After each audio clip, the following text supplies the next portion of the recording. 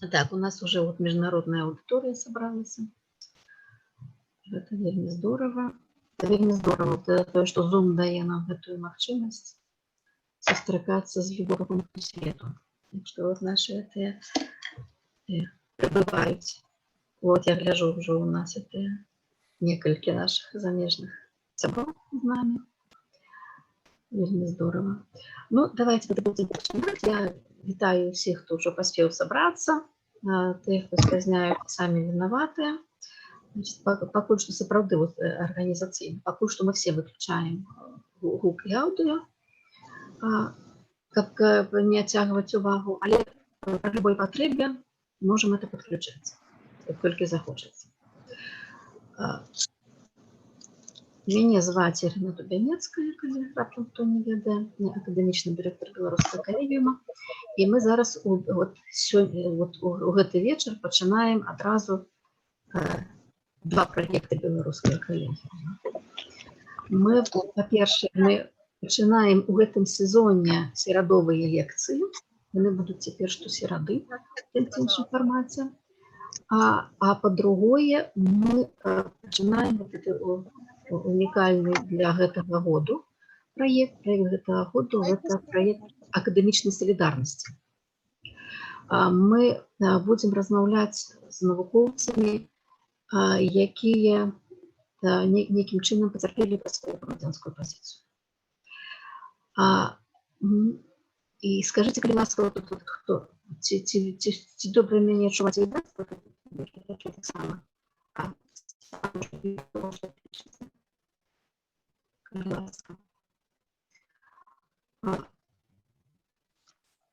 Тут раз-пораз мне паведамляе мой камп'ютер, што мой дынамік не працуе. Калі раптам будзе штосьці з гукам, вы таксама адразу сігнаце. Ну, але пакуль што я з велізарнай радасцю прадстаўляю нашага першага лектара, нашага першага прамоўцу, з якой мы пачынаем якраз гэтыя два праекты. Велізарная радасць, таму што гэта сапраўды ў беларускім калегіуме у нас такая падзея ўпершыню. Мы заўсёды маем справу з гуманітарнымі, сацыялагічнымі дысцыплінамі і з усялякімі відамі творчасці. Мы працуем пераважна з гуманітарыямі і з мастакамі, з творцамі, з мастакамі слова, маю на ўвазе, з пісьменнікамі. І вот то, што мы звычайна называем маслярамі, самыя розныя галіны чалавечай дзейнасці. І заўсёды, як у мяне, праз усё жыццё ёсць патрэба у фізіках і матэматыках, таму што толькі відаць дзесьці на з'яднанні самых лепшых ведаў пра сусвет і самага лепшага мыслення пра сусвет можна да чагосьці дайсці. І сёння мы вітаем якраз такі фізіка, цудоўную Святлану Воўчак, якая месяцы з 2 таму была звольненая з БДУ, з факультэта радыёфізікі і камп'ютарных тэхналогій. Сама паспяхова там шмат гадоў выкладала, вялікая аматарка і энтузіястка сваёй дысцыпліны. Вось то, што зачаравала вельмі многіх з нашых удзельнікаў, што вось яна мроіць пра вялікі калайдер пад палескімі балатамі. Мы ніколі пра гэта не задумываліся, але як я, напрыклад, спантанна да гэтай мроі далучылася, як толькі першыню пачула, што такая мроя бывае, адразу туды кінула таксама сваю энергію. І гутарка у нас будзе ні многа ні мала, а тэорыі ўсяго, або сустрэчы на гарызонце падзей. І вось перад тым, як я дам слова Святлане, хочу сказаць, што тэорыя ўсяго гэта па сутнасці тое, чым масляры ўвесь час займаліся. Еўрапейская філасофія, она з гэтага па сутнасці пачынаецца. Дзесьці мы пачынаем з Фалеса, з Мілетаў, пачынаем адлік еўрапейскай філасофіі, а ён якраз і задае гэтае пытанне, чым ёсць усё, што такое ўсё.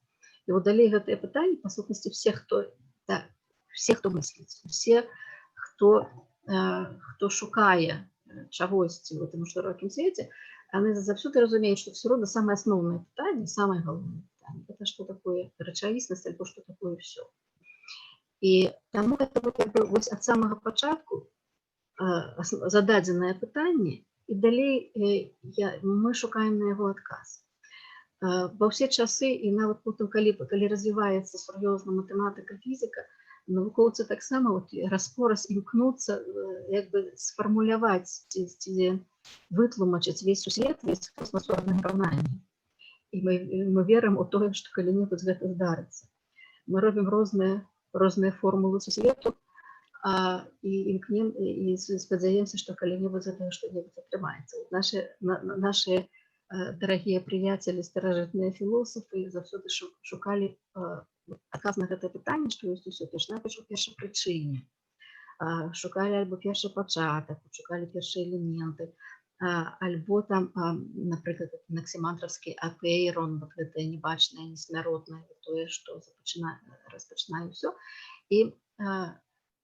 І далей гэта як бы самы згустак, самая спружына такая ўнутраная чалавечага мыслення, нашага тыпу еўрапейскага мыслення.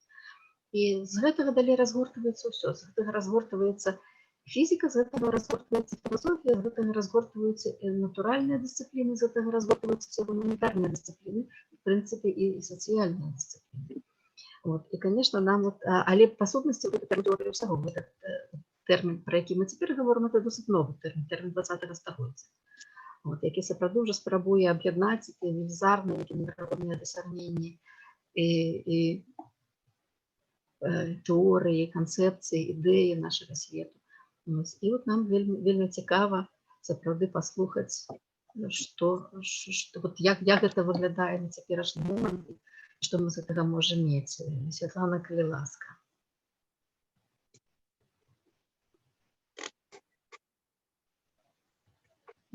Святлана, гук уключите, калі ласка. Всем добрый вечер, меня зовут Света. Як что, кажите, калі добра, что вы сказали про гук, а то я могла не заўважыць. Да. Па сутнасці, моя такая першасная ідэя — гэта падзяліцца гэтай энергіяй, якую дае мне фізіка, і тым пазітывам, які яна мае. І мяне вельмі зараз натхняе гэта тэма, якую не я назвала, але я ее падхапіла і назвала тэмай сённяшняй сустрэчы «Тэорыя ўсяго». І зараз я падзялюся з вами тым, што я зразумела, тым, што я ведаю. І таксама змагу параіць тыя кнігі, якія я чытала, калі хтосьці захоча паглыбіцца больш, бо інфармацыі реально шмат, і калі гэтымі займаецца фізіка — адна справа, чалавек пагружаецца ў тэму, калі чалавек яшчэ не сильно пагрузіўся, то для яго інфармацыя адразу можа быць вельмі шмат. Поэтому мне не хотелось бы перегрузить информацией, а хутчэй як бы стварыць нейкі дыялог, і нават калі нейкую частку я раскажу, можа не все, то ўжо будзе нейкая падстава для гутаркі, для размышлення. Гэта мне б хацелось, каб атрымала. Таму я буду па рэкамендацыі Ірыны рабіць такія паузы ці задаваць пытанні вам, і таму можете, хто захоча, я калі буду паспяваць глядзець, хто цягне руку, дам добро, а калі не буду удзячна, калі буду дапамагаць мне. І тады вы сможете просто ваши думкі сказаць, падзяліцца імі. Увогуле фізіка — гэта навука пра прыроду, да? І тут для мяне заўжды спачатку, калі я там в школе вучылась, было такое пытанне, как она же пра прыроду, калі всякие формулы нейкія, там трэба задачки решаць, как бы прырода настолькі падаецца далеко ад гэтых задачаў, так? І заўжды таму у мяне прыватна гублялася сувязь, навошта вывучаць гэту фізіку, так, толькі рашаць нейкія задачы. Падавалася так. А нейкія такія глобальныя звыш ідэі, якія стаялі дагэтуль, былі не заўсёды відавочныя, і настаўнік пра іх звычайна не гаварыў. І таму мне было нецікава зусім слухаць настаўніка, калі у школе я вывучала фізіку, гэта не быў мой любімы прадмет. Потым ужо я проста пачала сустракацца з нейкімі з'явамі, якія мяне настолькі захапілі, што хацелася вярнуцца да іх зноў. Вось. Можна сказаць, ну, все, я думаю, з вас чулі пра Ньютона, які адкрыў законы всемірнага прыцягнення. І па сутнасці можна сказаць, што вось з гэтага закона Ньютона гэта ўжо была першая тэорія ўсяго. Калі вось как-то здалёк пачаць, так? У якім сэнсе? У тым сэнсе, што на той момант, гэта 17 стагоддзе, 1666 год, яго нейкі труд, і потым в 1680-х, па сутнасці, весь мір, у асноўным, які людзі маглі, ну, скажем так, памацаць, назіраць, ён прадстаўляў збольшага для іх гэта механіку. То есть вось першасна, што людзі как бы змаглі звярнуць увагу, гэта была спачатку механіка. Ну вось зараз, вы ведаеце, ёсць розныя раздзелы фізікі, заўжды ці то в універсітэце, ці то ў школе всё пачынаецца з механікі. І нават па матэматыкі там школьнікі рашаюць задачкі пра тое, там, як машына рухаецца з нейкай хуткасцю, другая яе абганяе, і там трэба штосьці падлічыць, там, час ці хуткасць, розніцу хуткасцю ці адлегласць, якія яны прайшлі. То есть вось гэты закон всемірнага прыцягнення, гэта ўжо быў пра ўсё. І тут падаецца так, а пра што ён дакладна, так, пра гэты же закон? Ён пра тое, што целы, так, вось ёсць, напрыклад, там, ну, самы банальны прыклад, так гэта проста, што зямля, цела прыцягваюцца да зямлі. Але гэта толькі ў прыватнасці к людзям. Ну, кшталт чалавек стаіць на зямле, ходзіць па ёй, не падае з другой стороны знізу, так, нікуды, і людзі прыцягваюцца, напрыклад, к зямле. Гэта вось самы такі банальны случай, можна сказаць, крайні. Але ўвогуле ідзея такая, што розныя целы прыцягваюцца паміж сабой. І сіла паміж імі, так, ну, дзействуе па лініі, якая злучае гэта цела. Ну, як бы, вельмі всё в цэлым лагічна падаецца. І вось па сутнасці Ньютон аб'яднаў тыя законы, якія крыху раней да яго адкрыў Кеплер. Кеплер вывучаў законы руху планетаў вакол Сонца. І вось ён вынайшаў нейкім, як там так напісана, ну, такім полулегальным спосабам гэтыя законы нейкія, што як яны рухаюцца, што, напрыклад, планеты рухаюцца па эліпсу, да, а не проста па кругу, не па роўнай акружнасці, па эліпсу, в адным фокусе матэматычнай адмысловай кропкі знаходзіцца Сонца адносна гэтага эліпса, напрыклад.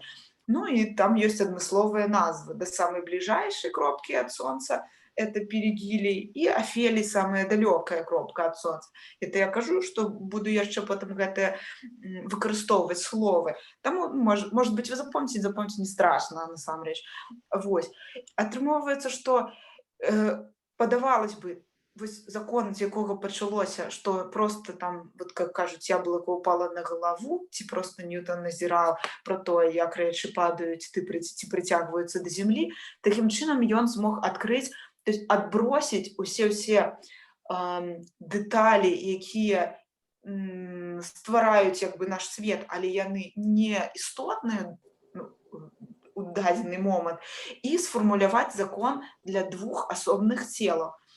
І цікава тое, што з дапамогай гэтага закона, у прынцыпе, можна сказаць, што удалося потым разлічыць рухі ўсіх планетаў сонечнай сістэмы з дапамогай закона Ньютона. Падавалось бы, гэта ж, ну, вось, адна нейкая формула. Тым не менш, спачатку, ну, як вы ведаеце, астраномы, і яшчэ древнія грекі, там, і Галілей, яны проста назіралі за нейкімі кропкамі, якія з'яўляюцца на небе, падавалось, о, вось яны з'яўляюцца часцей, ці яны рухаюцца па нейкіх адмысловых лініях, і так было вынайдзена, што ёсць некалькі планетаў, да, прынамсі, наколькі я памятаю Венеру, да, Марс ужо абнаружылі зрокава, проста глядзелі на іх, там, нават той же Юпітер, здаецца. Але шмат шмат іншых планетаў былі вынайдзены проста з-за таго, што было падлічана, як рухаецца планета, паназіралі, як яна рухаецца праз тэлескоп ці там падзорную нейкую трубу.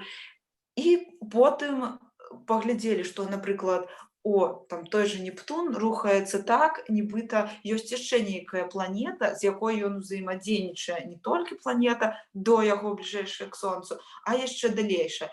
Так быў адкрыты, напрыклад, наступны планет, да, Уран, Нептун, Плутон. Ну вось так быў адкрыты Уран, потым Нептун, потым Плутон. І гэта да таго, што падаецца да нейкая формула ўжо, якая кранаецца толькі нас, вось мы жывем проста на паверхні зямлі, і яна адразу ж дазволіла навукоўцам зрабіць такі глобальны вынік і як бы перанесці гэтую ж формулу на рух планетаў і тут жа яе вось як бы скарыстаць і знайсці. Вось. Ну, і можна сказаць, што мы зараз з вами пагутарылі пра адну сілу фундаментальнага ўзаемадзеяння, якая называецца гравітацыя, так, прыцягнення. Ну і в цэлым, я думаю, што прям супер новага зараз я пакуль нічога не сказала. Хутчэй мы толькі распачалі гутарку. Вось. Калі ўжо ёсць нейкія думкі ці заўвагі, можаце штосьці выказаць ці задаць пытанні, я тады паспрабую пракаментаваць і потым пайду далей, да. Атрымоўваецца, пакуль асноўная моя думка была такая, што да, па сутнасці, да 19 стагоддзя теория всего, в том сенсе, что какая-то физическая теория, которая описывает весь мир, гэта была гравітацыя, гэта была сила гравітацыі, і гэта была формулы Ньютона і яго законы. І іх было дастаткова. Вось гэта, ну, такой, можна сказаць, такой гістарычны пункт, так? Далей іх ужо недастаткова. І зараз я працягну, але дагэтуль, калі ёсць нейкія пытанні, то можна задаваць.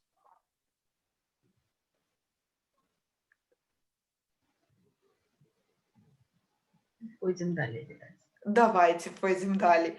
Добра. Атрымоўваецца, што вось я распавяла, да, што все сводзілася к аднаму закону, можна так сказаць. Но тады людзі не думалі вот менавіта над такой фармулёўкай, як тэорыя ўсяго, так? Па сутнасці, проста яны вывучалі фізіку, і прыватнасці гэта была механіка, так? А ў самого Ньютона яго труд увогуле называўся, як, здаецца, штосьці накшталт матэматычная аснова натуральнай філасофіі. Накшталт, што гэта яшчэ нават фізікай не называлася, вось як гэтым словам. Вот. І атрымоўваецца, што ў 19 стагоддзі, можна сказаць, што 19 стагоддзе гэта стагоддзе электрычнасці і магнетізма. І вось гэта ўжо крыху складаней, таму што дагэтуль мы мелі справу з рэчамі, ну, груба кажучы, які мы можам памацаць, так, вось там стаіць стол, там, ці рухаецца машына, ці, ну, дагэтуль не было машына, вядома, павозачка нейкая, ці ідзе некая жывёлка, ці штосьці яшчэ, і мы можам паглядзець, як, з якой хуткасцю яны ідуць, ці нейкія рэчы, нейкія сілы трэння, нейкія пружыны, як раздвигаюцца, нейкія ваганні, якія назіраліся. Вось гэта ўсё можна было у асноўным назіраць. І таму можна сказаць, што і гэта і развілась в першую чаргу, гэтая галіна, таму што гэта быў такі макрамір, з якім мы проста маем справу непасрэдна. Але пасля, вось у 19 стагоддзе, цікава было менавіта то, што пачалі адкрываць увогуле электрычны заряд. Ну, зараз можна сказаць, што для нас гэта абсалютна натуральна. У всех дома ёсць электрычнасць, все маюць справы з ёй кожны дзень, і гэта увогуле не з'яўляецца чымсьці невообразімым, гэта падаецца частка нашага жыцця, ды ўжо і не такая ж модная. Вось, дык яна пачалася яшчэ ў 19 стагоддзі. Трэба сказаць, што і тут было як бы вельмі цікава, вось гэта таксама яшчэ трэба ў гэта паглыбіцца. Па сутнасці, я яшчэ крыху знаёмлю, нагадваю школьную праграму тым, хто падзабыў. У прынцыпе, увогуле, я вось сябе набыла такія падручнічкі па фізікі на беларускай мове, так іх выужывала, выбірала, дзе яны былі ў кніжных крамах. Мне было цікава паглядзець, бо я ўжо падзабыла, а што ж увогуле ў школьнай праграме было. Дык трэба сказаць, што там усё ёсць, так? В цэлым вся фізіка, якую вось ввогуле ёсць, да, амаль уся ёсць у школьнай праграме. Накшталт такога, што там в універсітэце там расказваюць тое, што нікому не кажуць в школе, такога няма. Вось. Хутчэй проста ўжо вышэйшая адукацыя выкарыстоўваецца як бы іншыя прылады для таго, каб гэту фізіку лепш зразумець і прамацаць. Вось. Але самі вось факты ўжо излагаюцца і ў школьнай праграме досыць падрабязна. Вось. Дык вось, увогуле, электрычнасць пачалося, ну, можна сказаць, эксперыменты ўжо пачаліся з таго, што, да, людзі назіралі за маланкамі, да, нейкі там разряд маланкі, потым ён мог ударыць ва штосьці, дрэва, яно загарэлася, як такое адбылося. Потым былі, вядома, у некаторых навукоўцаў эксперыменты, да, яны спрабавалі самі злавіць маланку, да, там ключик прывязвалі к верёвачкі, к воздушнаму змею, ці штосьці яшчэ, стваралі спецыяльныя ну, накшталт антэны, каб злавіць маланкі. Крацей, такім чынам людзі як бы ўжо пачалі вывучаць электрычны заряд, так? Некаторыя навукоўцы пачалі яго вымяраць. І таксама гэта вось цікава, напрыклад, той же Фарадэй, ён ствараў прылады, якія вымяралі да, вось, сілу нейкіх сілу электрычнасці, можна сказаць, і магнітных потокаў. Вось. І так, у той час, калі ён гэтым займаўся ў 19 стагоддзі, можна сказаць, што яго мала хто разумеў і не разумелі, навошта ён увогуле гэта робіць. Тым не менш, трэба адзначыць, што ёсць у вельмі шматлікіх навукоўцаў, да, гэта такое лірычнае адступленне, тое, што вось мяне гэта сапраўды паразіла, калі яшчэ чытаю кнігі, што многія з іх, яны вельмі добра асэнсоўвалі, што яны з'яўляюцца вось нейкім такім перахадным звеном у нейкім ланцугу адкрыццяў і ланцугу развіцця. Яны адчувалі, што ну, как бы не я просто вот такой модный чел, які вось гэта ўсё прыдумаў, а я той, хто з дапамогай папярэдніх пакаленняў, да, знайшоў штосьці новае, і наступныя пакаленні выкарыстаюць мае веды, каб пайсці яшчэ далей. І гэта у таго ж Фарадэя вельмі так было цікава, да яго там хтосьці прыйшоў, нейкі лендлорд, ці хтосьці сказаў, так, дзе будуць выкарыстоўвацца ваши приборы, навошта яны. Ён казаў, не ведаю навошта, але ведаю, што вы будзеце аблагаць іх налогамі праз некалькі стагоддзяў. Вось. І гэта часткова, можна сказаць, і здзейснялася. І трэба сказаць, што акрамя таго, што людзі назіралі проста за электрычнымі зарядамі, да, которые так типа там проскакивают, ці там как это популярны эксперимент, там расческу натереть об волосы, да, ці об шерсть, і вось яна будзе притягивать паперачкі, да, ці маленькія штучки, яна стане і магнітам, і в той же час будзе притягваць, і ці ўзнікае, да, электрычны заряд невялічкі. Вось. Гэта такія прымітыўныя эксперыменты, але яны дазволілі зразумець увогуле, так, што вось эта вот штука заряд, пакуль вы не можаце яе патрогаць, яна таксама падаецца нечым, ну, незразумелым, нечым амаль як магія, так?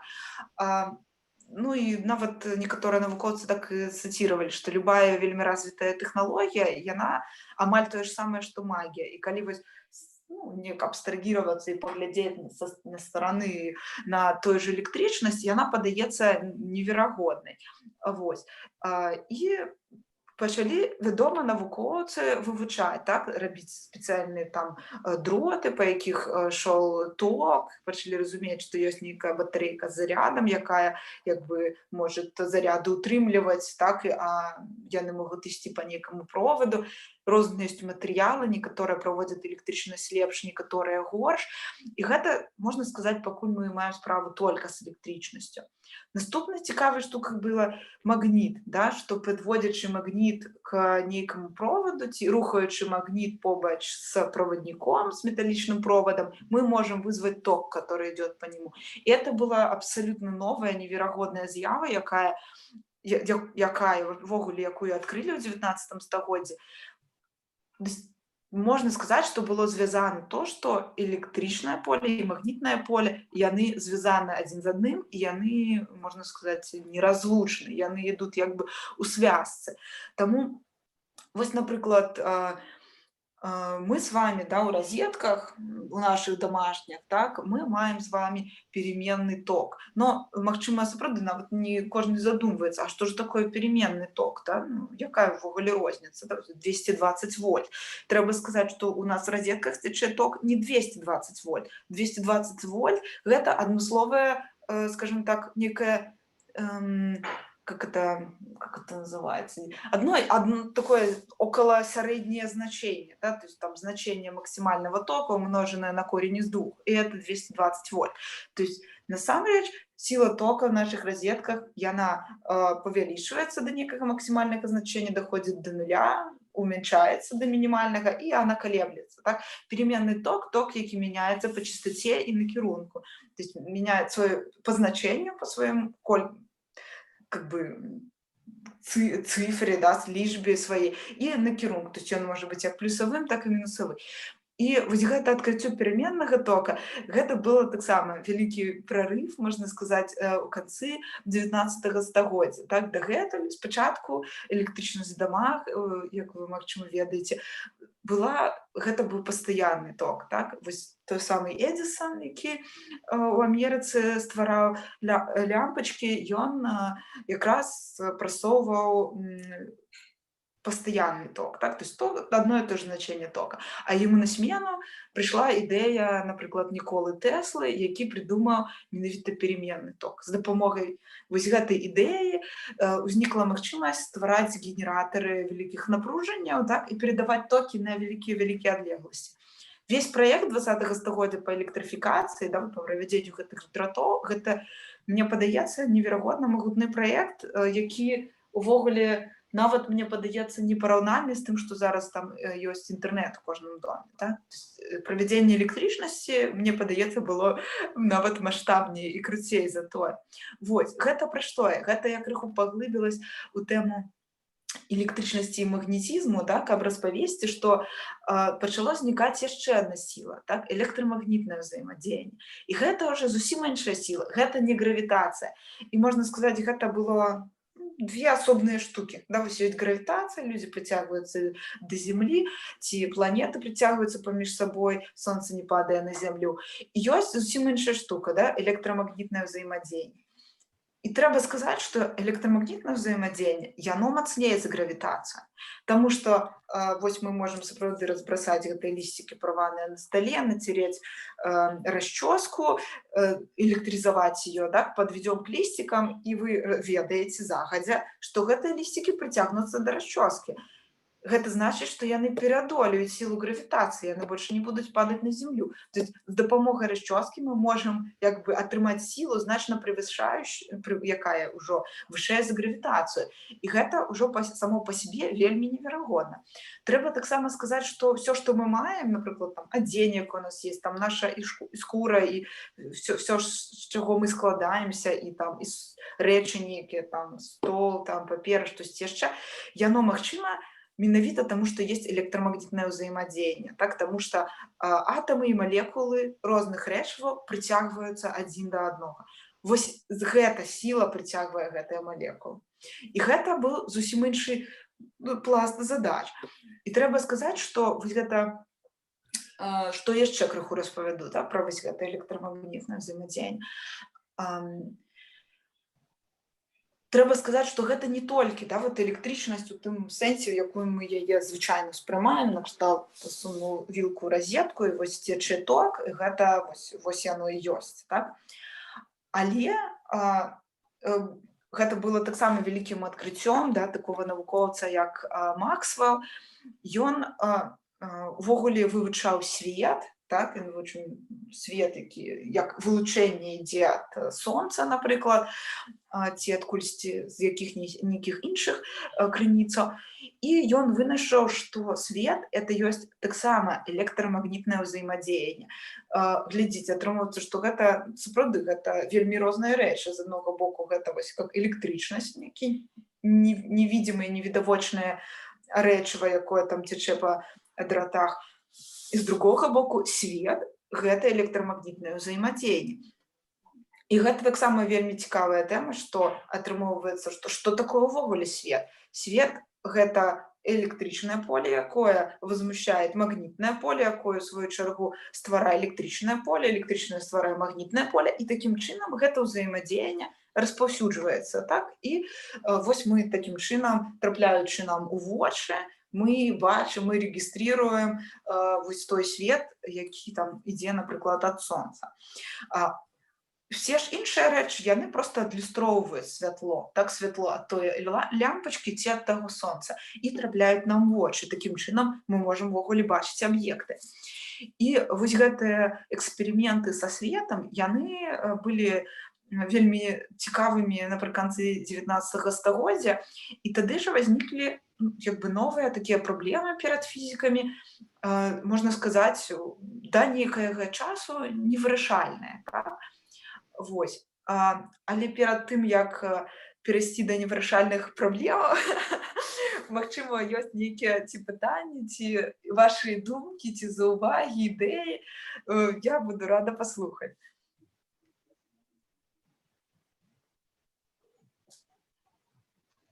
Маўчым. Ну, нічога, да, галоўнае даць магчымасць. Як што, хтосьці можа штосьці дадаць, так. Вось. І атрымаецца, што было далей, так? Вось мы, па сутнасці, зараз з вамі пагутарылі пра два фундаментальных узаемадзеяння, так? Пра гравітацыю, гравітацыйнае, і электрамагнітнае ўзаемадзеянне. Пасля, ў 20 стагоддзі, дададуцца яшчэ два такіх фундаментальных ўзаемадзеяння. І іх усяго 4 будзе, так? То есть спецыяльна на іх як бы канцэнтрую увагу, таму што тэорыя ўсяго — гэта якраз пра іх аб'яднанне. Вось. Атрымоўваецца, што на пачатку 20 стагоддзя, пад канец 19 стагоддзя, вознікла такая праблема, што калі дагэтуль, да, вось мы мелі справу толькі з механікай і назіралі, як там нейкая там ці павозка рухаецца, ці карабль плыве, ці штосьці яшчэ, так? І мы ведалі, што калі, напрыклад, рухаецца павозка, і хтосьці, хто сядзіць на павозкі, кінець там нейкі шарик ці мячик, да, то хуткасць будзе суміравацца. Мы суміруем хуткасць той жа павозкі плюс хуткасць таго ж мячика, які мы будзем кідаць, так? Мы ведалі, як працаваць з рухаючымися аб'ектамі і вылічваць нейкія адлегласці, хуткасці. Гэта было вельмі проста. І на гэтым, па сутнасці, зараз базуецца там рух тых жа машынаў. Вось. І тое, вось, пра што мы зараз гаворым, гэта формулы, якія былі вынайдзены яшчэ Галілеем, калі ён вось гэты падлічыў, да, як нам, напрыклад, складваць ці аднімаць хуткасці, да, то есть калі там нейкія два предмета рухаюцца насустрач адзін адному, так, то іх хуткасці складваюцца, да, то есть нібыта адзін стаіць, а другі рухаецца 2 разы там хутчэй, да, то есть хуткасцю сябе і хуткасцю второй нейкай машыны. Вось. Ці наадварот, калі вы едзеце ў розныя супрацьлеглыя бакі, то адпаведна мы там аднімаем хуткасці, так? Ну, гэта такія, ведаеце, каверзныя задачкі для дзяцей. Ой, крыху рэха пайшло. Вось. Гэта зразумела, гэта пакуль нічога новага. І гэта тое, што вось я сказала, вось вынайшоў Галілей, і увогуле ў час Галілея, напрыклад, Ньютона, так, вось з гэтымі рухамі не было ніякіх праблем. Таксама звярну ўвагу, што тады яны уяўлялі сябе той жа час, вось зараз я менавіта на слове час канцэнтруюся, так, то есть час, які цячэ, яны уяўлялі сябе як нешта прывязанае к нейкаму, нібыта існуе нейкае вот абсалютнае прастранства, і абсалютны вось гэты час, і яны ідуць незалежна ад нас, а мы проста адносна гэтага прастранства нейкім чынам рухаемся. Вось. Заўжды трэба было как бы ад чагосьці абапірацца.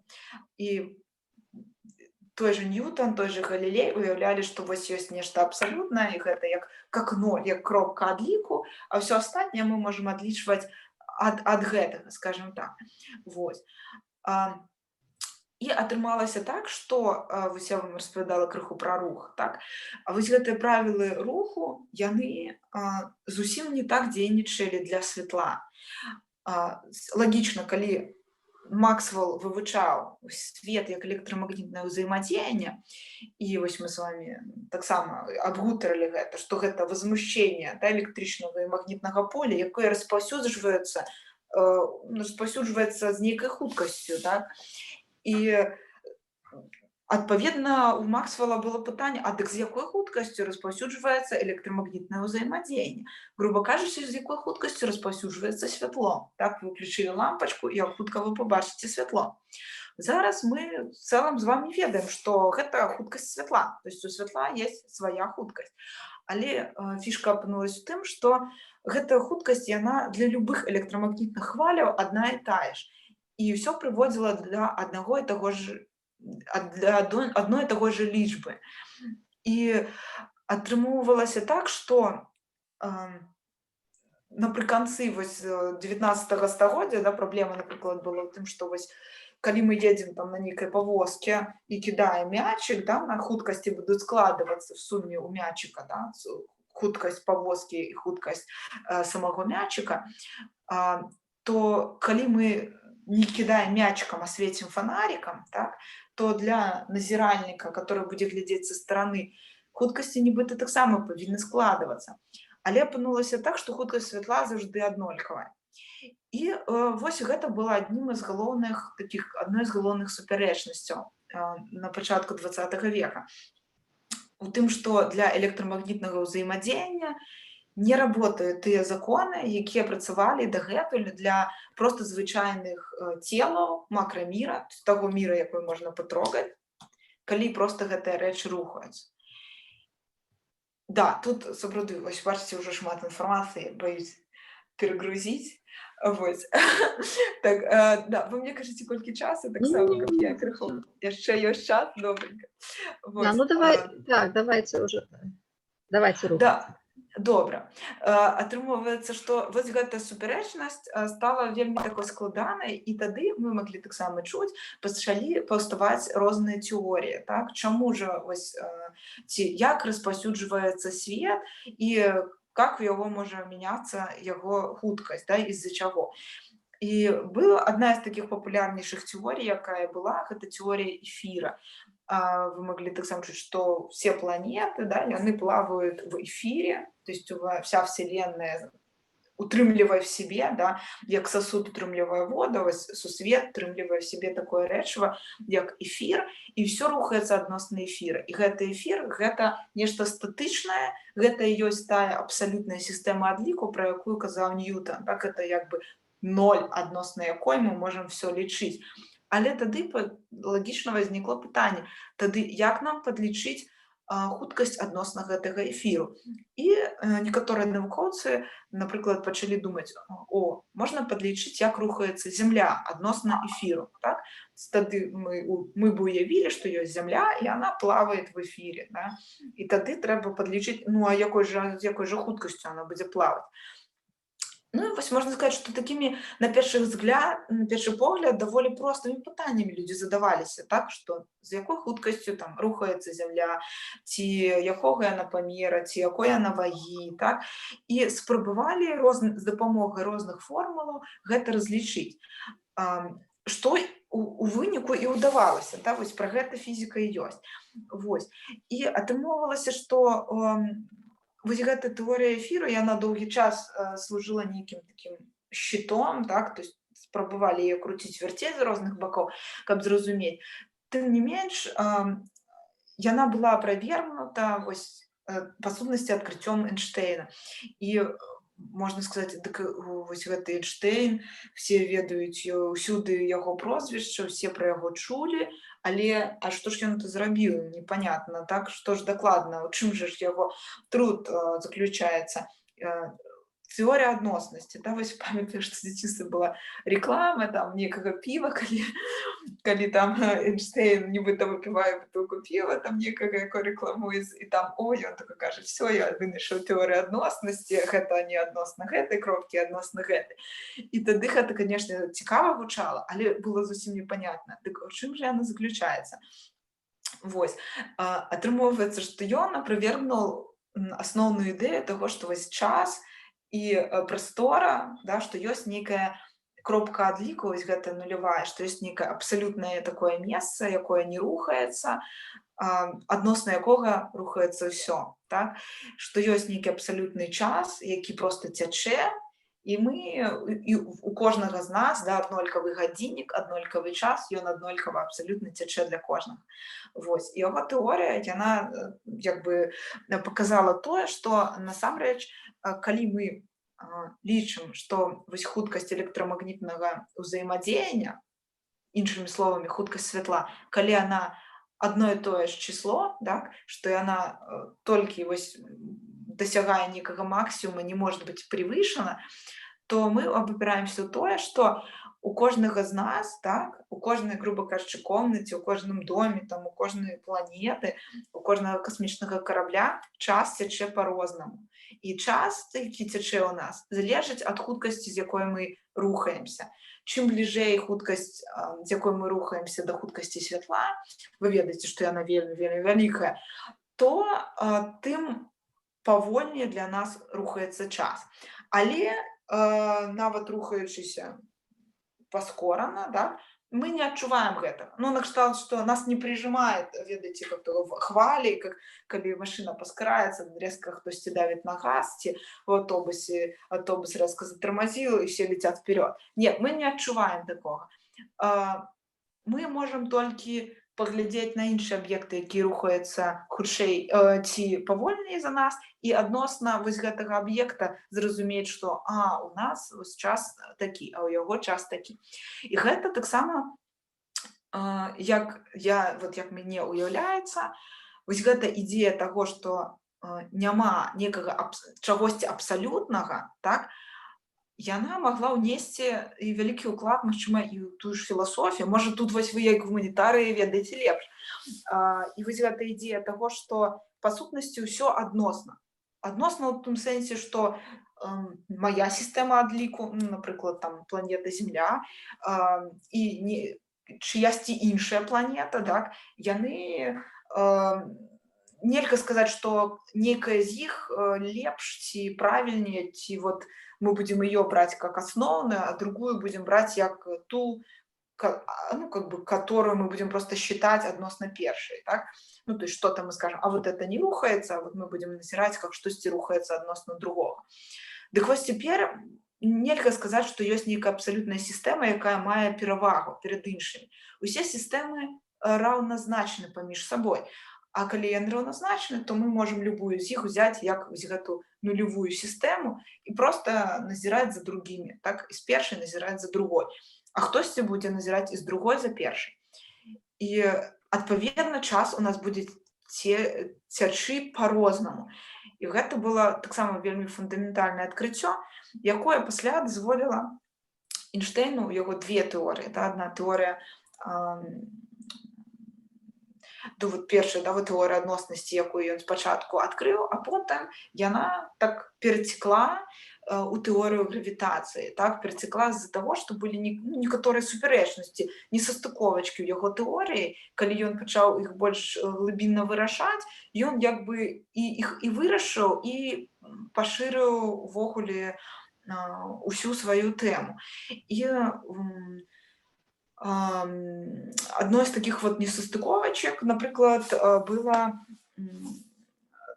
такі вот мысленные эксперименты, наприклад, як это називається, эксперименты парадокс близнятаў. Это один з таких популярных парадоксаў, які каже про те, що коли у нас ёсць, наприклад, два там браты близняты, сёстры близняты, і хтось один застаецца на зямлі, а хтосьці другі ляціць у космас з хуткасцю блізкай да хуткасці святла. І той, хто рухаецца вельмі хутка, у яго час адпаведна замедляецца. І калі ён вяртаецца, ён, хоць яны і браты-блізняты, але той, які ляцеў на ракеце, ён апноўваецца больш малодшы, да? Для яго менш часу прайшло у ракеце, чым для таго, хто застаўся проста жыць на зямлі. Але парадокс заключаўся ў тым, што мы можам разглядзець гэта і наадварот гэтую схему. Накшталт, а што нам перашкаджае представіць, што гэта не ракета рухалася, летала ад зямлі і прилетала, а наадварот, ракета нібыта пакоілася, да, замерла на месцы, а гэта зямля ад яе нібыта удалялась і потым прилетела обратно, да? В прынцыпе, мы можам взяць за ноль як першае, так і другое.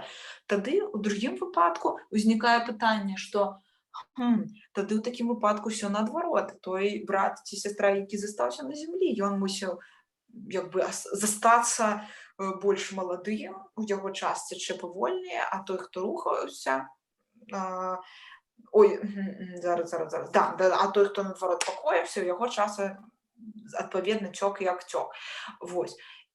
І вось гэты парадокс, да, які быў невырашальны, хаця тэорія вельмі прыгожая, яна вельмі проста тлумачыцца в вельмі простых формулах, можна так сказаць, выражана, яна ўжо як бы паслужыла падставай падумаць яшчэ. Такім чынам, Эйнштэйн вынайшаў яшчэ і тэорыю гравітацыі. І там такая таксама круцейшая ідэя неверагодная была пра тое, што гравітацыя увогуле, да, як сіла прыцягнення, так, гэта не проста вот сила, цяжка ўявіць, што такое сила, вот как представить силу, да? Не просто сила паміж аб'ектамі, а сила, гравітацыя — это геометрия, так, тут вообще мозг может поплавиться, калі такое кажешь, да, что сила — гэта геометрия. Тут вообще, не, конечно, геометрия — это сила, это круто, але как она вообще звязана с силой? Дык вось, адпаведна, што магутныя целы, як накшталт наше Сонца, так, яны искажают прастору і час вакол сябе, так, также искажают, как будто мы взяли б некае пакрывала і положили б на яго сярэдзіну нейкі камень, так, і тады вы уявіце, што калі б пакрывала было нацягнута, то тады яно бы просто вмялось, так, вось так вот. І вы уяўляеце, што да, вось гэтае пакрывала искажено вот гэтай масай гэтага каменя ці шарика. Вось аналагічна адбываецца і з прасторай, так, вакол вялікіх магутных аб'ектаў. Вакол іх просто тое рэчыва, якое ёсць, яно искажаецца из-за іх масы. І вось можна сказаць, што пасля гэтага таксама вельмі значную ролю ў фізічных адкрыццях пачала іграць геаметрія. І трэба сказаць таксама, што той же Эйнштэйн, яго імя проста вельмі папулярнае, таму прямо лёгка пачынаць з яго, калі гутарыш, таму што ўсе так ці інакш яго чулі, штосьці пра яго ведаюць. Але ён увогуле, яго вялікая заслуга ў тым, што ён проста, ведаеце, як ён сеў, пачытаў труды розных навукоўцаў, якія былі да яго, і, как сказать, адкінуў усё лішняе і взял там, грубо кажучы, 3 нейкіх пастулата, 3 нейкіх крытэра, якія яму падаліся там вот самымі подходящими, рациональными. Все остальные идеи, которые ему подались неподходящими, он откинул. И вот эти 3 непротиворечивые критерии привели к некой целостной теории. А до этого навукоўцы, як бы, яны продуцировали шмат идей, але гэтыя идеи супярэчылі адна адной і супярэчылі папярэднім ідэям. І таму тут вельмі цікавая ўвогуле штука, як для мяне, да, вось як чалавека, які просто любіць фізіку, і я читаю про то, што Эйнштэйну нават не прыйшлося штосьці, ведаеце, какие-то эксперименты ставіць, штосьці рабіць. Ён просто взял і сістэматызіраваў дагэтуль атрыманую інфармацыю. Але таксама не сам, там, з дапамогай сваёй жонкі і з дапамогай сваіх калегаў, там, сяброў, які яму падкідывалі цікавую інфармацыю. Вось, і гэта вельмі неверагодна. Вось, атрымоўваецца, што але дагэтуль трэба сказаць, хаця уже і былі вось адкрыты такія неверагодныя штукі, да, вось, якія вось зараз я вам распавяла, да? То есть, па сутнасці, у дадзеным выпадку тое, што вось зрабіў Эйнштэйн, ён як бы взял і аднавіў механіку Ньютона. Так? Дагэтуль механіка Ньютона была таким моцным столпом, на якім трымаюцца фізічныя веды. Вось. А пасля можна сказаць, што ўсё, механіка Ньютона, конечно, она важная, але она перестала быць такой фундаментальнай. Она стала толькі частным прыватным выпадкам вось гэтай теории гравитации Эйнштэйна при вельмі маленьких хуткасцях. І таму, чаму дагэтуль формулы работали, так, Ньютона, і все было хорошо, і формулы Галілея работали таксама, таму што выкарыстоўвались вельмі маленькія хуткасці адносна хуткасці святла. І пры гэтых хуткасцях, ну, спецыяльнымі матэматычнымі проста формуламі можна было просто не звяртаць увагу на некаторыя параметры, да, ну, грубо кажучы, пренебречь, да, некаторымі маленькімі лічбамі. І такім чынам у нас адбыўся такой момант, што вось, напрыклад, тэорыя гравітацыі Эйнштэйна, она стала больш цэласнай пра гравітацыю, да, чым тое, што рабіў Ньютон. Ну і гэта таксама вельмі цікава, таму што, грубо кажучы, гэта адбылося, ну, можна сказаць, усяго 100 год назад. Так, 100 год назад вось гэта было вынайдзена. Трэба сказаць, таксама не ўсе адразу зразумелі, не ўсе згадзіліся з гэтай тэорыяй, і дагэтуль ёсць некаторыя людзі, нібыта якім не ведаюць, не вераць, ну, гэту тэорыю, падаецца, што это некая лухта, может быць, але яна была праверана, і што я магу таксама распавесці пра эксперыменты, якімі яна была праверана. Вось. І гэта мы ідём далей, так, і атрымоўваецца, што і таксама цікава, што вот той же Эйнштэйн, ён быў адным з тых вось людзей, які пасля таго, як ён зрабіў свае вось гэтыя манументальныя адкрыцці, так, у яго наступнае такое вялікае жаданне было: а цяпер трэба аб'яднаць всю фізіку і вот знайсці вось гэту теорію всяго, якая апіша все взаимодеяния. А на той час узаемадзеянні, мы з вами уже абгутарылі, это была вот как раз гравітацыя, якую Эйнштэйн вельмі добра апісаў. І гэта было электрамагнітнае ўзаемадзеянне. Гэта было все тое, што звязана са светам. Так? Вось. І гэтыя тэорыі, яны яшчэ не былі аб'яднаны. Яны ўжо былі бліжэй, чым там дагэтуль, да, калі была зусім праблема перад 20-м стагоддзям. Але яны, трэба сказаць, што гэтыя сілы, яны былі вельмі розныя. Хаця, шчыра кажучы, нават калі глянеце формулы нават сапраўды крыху падобныя, як у гравітацыі, так і у сіле, якая ўзнікае паміж двумя зарядамі, да, сіле кулона. Вось. Тым не менш, яны розныя, таму што гравітацыя предполагалась як толькі положительная сила, ну, што толькі прыцягненне, так? Няма отталкивання, сілы толькі прыцягваюцца. Там планеты, там, ці толькі планета вращаецца вакол Сонца і прыцягваецца, да, да яго. Вось. Але з электрамагнітнымі сіламі была іншая сітуацыя, таму што там атомы ці малекулы ў рэчыве, яны і прыцягваюцца, і адталківаюцца. З-за таго, што яны і прыцягваюцца, і адталківаюцца, рэчыва ўвогуле можа існаваць. І ад гэтага якраз, па сутнасці, гэта ўжо далей паглыбленне ідзе там далей у хімію, таму што ад гэтага залежаць нейкія якасці гэтага рэчыва. І атрымаецца, што ў залежнасці ад таго, наколькі блізка малекулы знаходзяцца, ці далёка, да, таго, як яго сілы як размяркоўваюцца паміж імі. Калі былі толькі палажытельныя сілы, то тады бы, ну, яны все пападалі, да, адна на адну і прыцягнуліся, так, і ўсё. Але тое, што яны паміж сабой яшчэ адталківаюцца, як бы дае магчымасці вось гэтай нейкай гнуткай структуры. Яны як бы і не падаюць, і не разлетаюцца, так? Вось. І таму гэтыя две сілы, яны пакуль такія былі розныя і ніяк не аб'яднаны. Вось. Што было далей, да, што было далей? Трэба сказаць, што да, 20-е стагоддзе гэта вельмі крутое на фізічнае адкрыцці. Сапраўды прям хацелось бы жыць там і назіраць, як гэта адбываецца, бо калі сочыш за тым, як розныя навукоўцы рабілі адкрыцці, кнігі чытаеш, ці проста у Германіі было, ці там Швецыя, Германія, там вось гэтыя краіны. як навукоўцы яшчэ яны ведалі адзін аднаго, так яны былі як таварышы, маглі сустрэцца, пагутарыць, так гэта вельмі цікава, вельмі крута. Вось, як бы дапамагалі адзін аднаму рабіць гэтыя адкрыцці. І атрымоўваецца, што на пачатку 20-го стагоддзя паўстае яшчэ адна вельмі цікавая тэма, якая пасля, так, нам адкрывае як бы, ну, навукоўцам, да, адкрывае як бы пуці на яшчэ 2 ўзаемадзеяння. Дагэтуль мы з вамі гутарылі, я проста яшчэ раз нагадваю, што хаця б хоць штосьці запомнілася ў канцы гэтага расповеда, што ўвогуле існуе 4 фундаментальных узаемадзеяння на сёння, якія, ну, фізікамі як бы прызнаны, так скажем, так? Яны, то, што яны існуюць ці не існуюць, ці іх мы можам, может быть, апісаць і іншым чынам, но пакуль они апісваюцца менавіта так. Гэта гравітацыя, так, і яна самая слабая, так, хаця яна прыцягвае вялікія планеты, яна самая слабая сіла.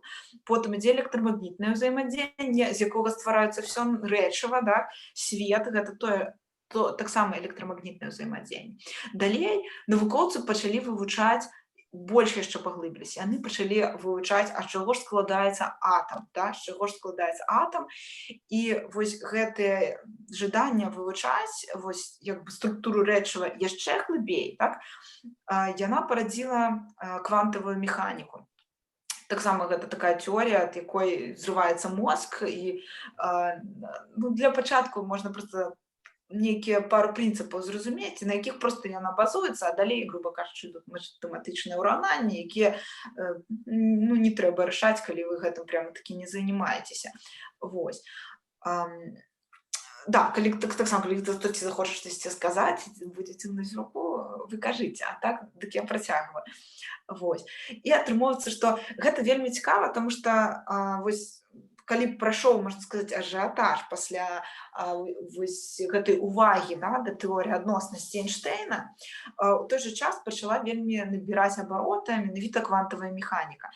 З чаго яна пачалася? Яна пачалася, насамрэч, крыху раней да тэорыі Эйнштэйна, калі той у 905 годзе апублікаваў свой труд.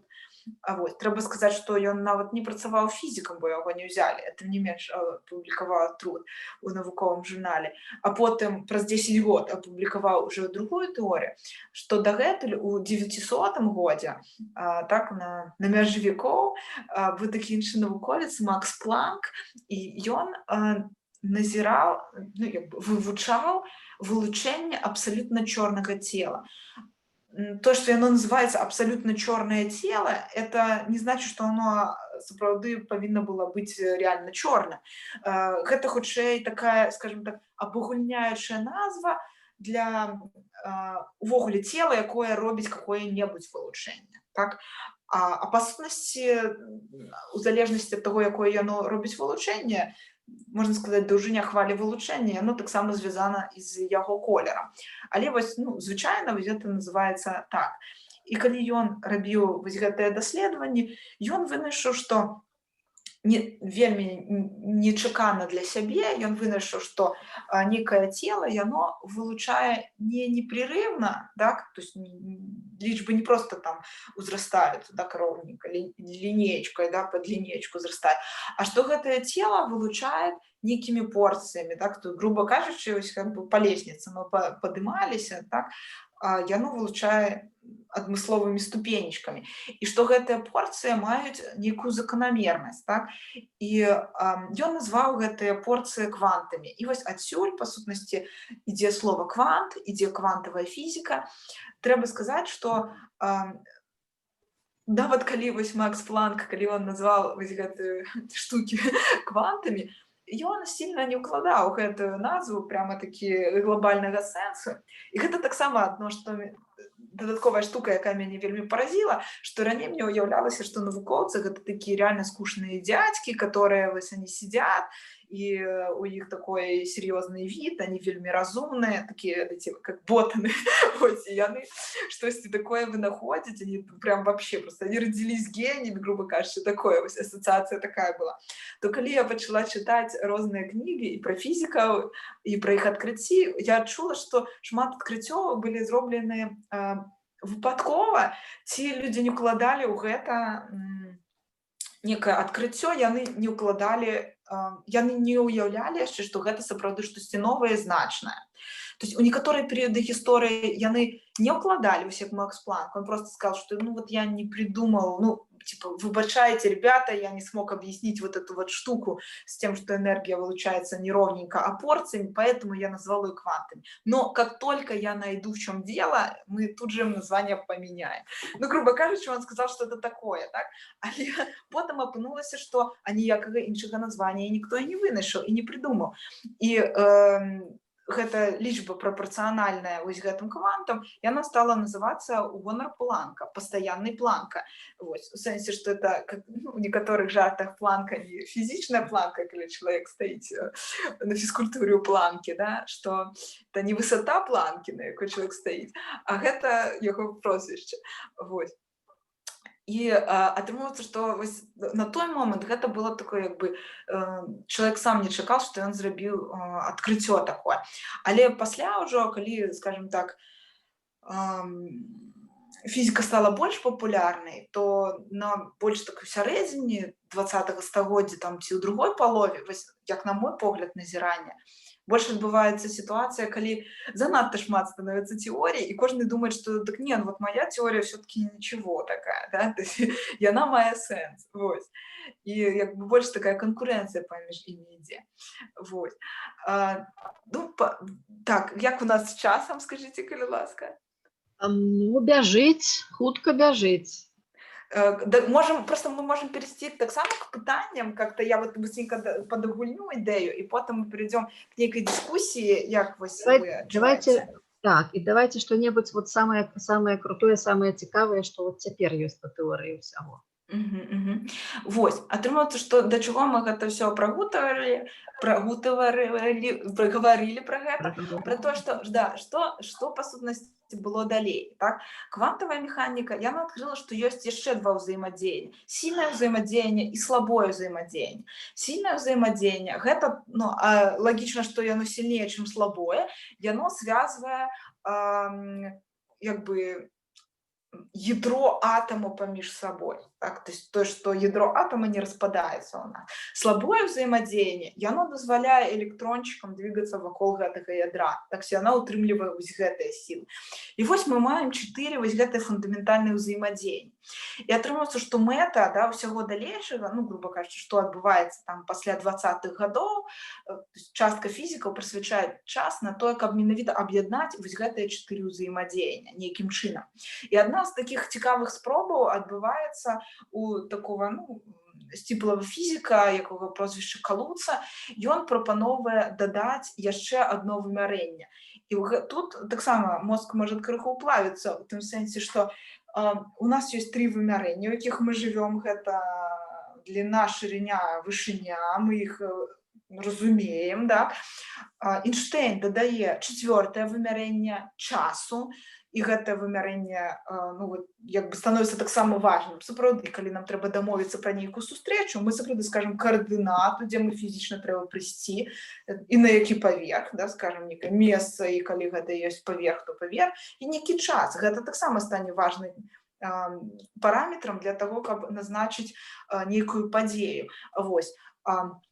Акрамя гэтага, некаторыя фізікі, вось пачынаючы з гэтага Калуцы, яны прапануюць дадаць новыя вымярэнні, которые пака зусім нам не бачны, не даследаваны, але з дапамогай гэтых вымярэнняў мы можам скарыстацца формуламі матэматыкі, і у гэтага навукоўца атрымалася у 5 вымярэннях аб'яднаць якраз гравітацыю і электрамагнітную сілу. І гэта стала вельмі цікавай рэчаю, што у дадатковых вымярэннях можна аб'яднаць гэтыя ўзаемадзеянні разам. Дагэтуль, как шчыра вам прызнаць, яны не аб'яднаны. Дагэтуль гэтая праблема існуе. І далей просто навукоўцы пачалі прыдумваць розныя тэорыі, в якіх можна было бы гэта все аб'яднаць і выкарыстоўваць розныя колькасці вымярэнняў, которые мы не можам бачыць і пакуль не разумеем, а як увогуле з імі працаваць з гэтымі вымярэннямі. Адна з апошніх тэорый, якая, ну, такая набрала, ну, такія абароты, вось яна называецца тэорыя струнаў, хаця яна пачалася яшчэ ў 80-х годах, яна некалькі раз выдыхалась, яе зноў падсілкоўвалі, давалі жыццё, уводзячы нейкія новыя параметры, так? Калі коротко, то уяўляецца, што калі дагэтуль мы уяўлялі, што увогуле наш мир состоит из атомов и молекул, атомы состоят из чего там ядра и электрончика, якія рухаюцца, потым ядро у нас есть, ядро у нас состоит из протонов и нейтронов. Далей, конечно же, пытались навукоўцы, а з чаго состоит протон и нейтрон? Яны там складаюцца, напрыклад, з кварков, новое слово приходится вывучыць. Дык вось, калі мы гэта заглядываем глыбей и глыбей, то нібыта на самом вот этом вот глыбінным узроўні у нас, ну, так скажем, лежат, у нас заходятся струны. І гэта некая іншая абстракцыя, якой мы цяпер пачынаем думаць. І гэтыя струны могуць вібрировать у залежнасці ад таго, как яны вібрыруюць, яны уяўляюць сабой і фіксіруюцца намі як розныя элементарныя часціцы.